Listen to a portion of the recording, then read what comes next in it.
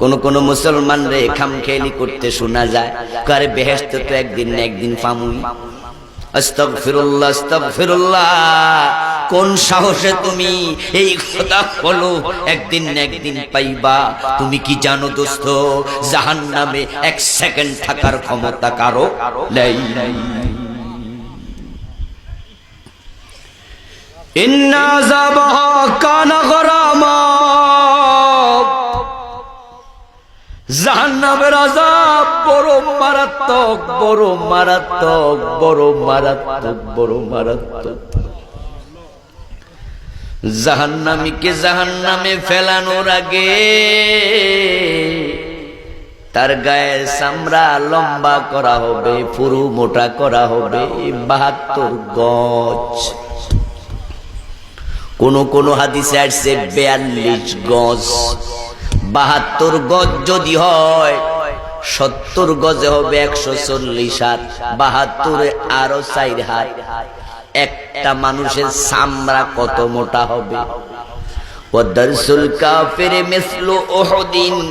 ওই কাফের জালেম জাহান্নামীর এক একটা দাঁত হবে উহুদ পাহাড়ের সমান বড়। উহুদ পাহাড় হলো লম্বায় 8 মাইল লম্বা।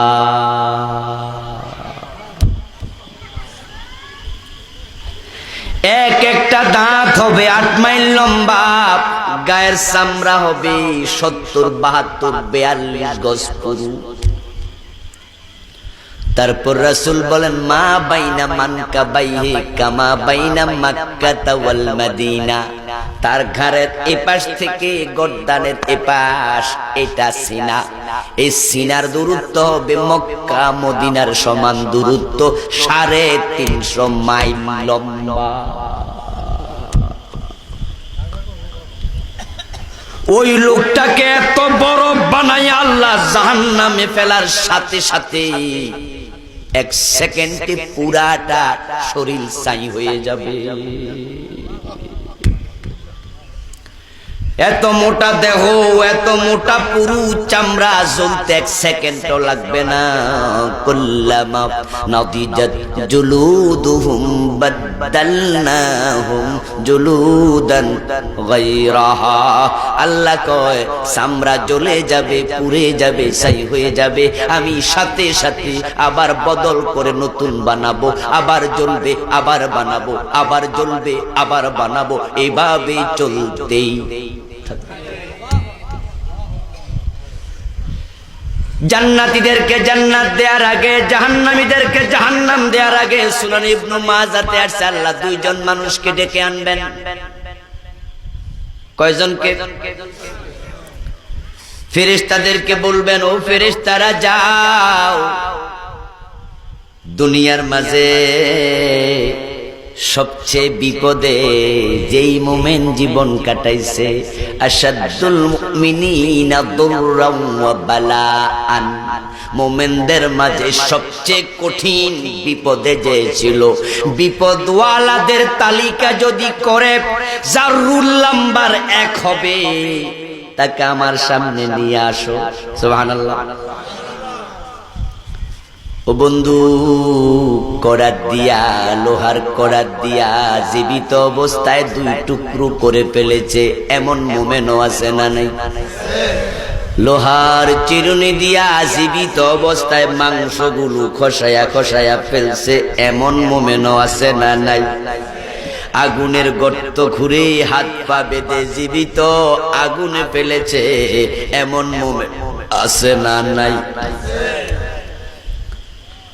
এইভাবে কষ্টের দিক থেকে যে 1 নাম্বার, তাকে হাজির করা হবে।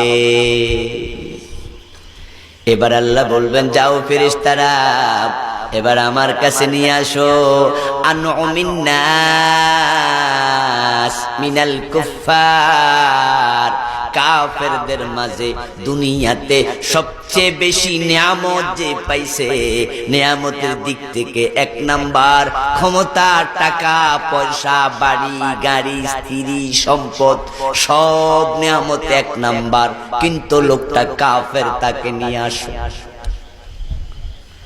দুইজনকে হাজির করার পর আল্লাহ তাআলা বলবেন উকমুসু ফিল জান্নাতি গামসাতান উকমুসু ফিন নারে গামসাতান। তাকে দুনিয়ার সবচেয়ে বেশি নিয়ামত ভোগ করেছে, দুনিয়ার সবচেয়ে ধনী লোকেরা কি নিয়ামত যে খায়, কি নিয়ামতে থাকে, আমরা গরিবেরা এটা কল্পনাও করতে পারি না। কি পরিমাণ সম্পদ আল্লাহ দিয়েছে ভাবতে পারবেন না। এইভাবে সম্পদশালীদের এক নাম্বার যে তাকে হাজির করা হবে।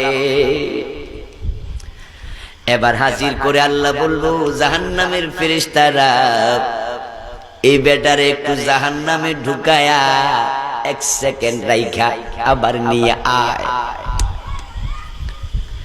ওই কষ্টে থাকা মুমিনের দিকে তাকায় বলবে মুমিনটারে আমার জান্নাতের নিয়ামত একটু সামান্য দেখায়া আবার নিয়ে আয়।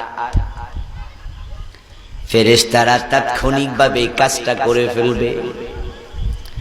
আল্লাহর সামনে দুইজনকে হাজির করার পরে এবার আল্লাহ জিজ্ঞাসা করবে ওই ধনী মানুষটারে, ও মিয়া দুনিয়াতে তুমি কি কি নিয়ামত ভোগ করছো আমার একটু বলো। 1 সেকেন্ড জাহান্নামের শাস্তি ভোগের পরে লোকটা উত্তর দেবে মা সাবাতনি নি'মাতুন কাত্তু, বলবে খোদা নিয়ামত কি জিনিস আমি কোনোদিন দেখি নাই। তার দুনিয়ার সব আনন্দ সব নিয়ামতের কথা জাহান্নামের 1 সেকেন্ডের শাস্তির পরে ভুলে যাবে।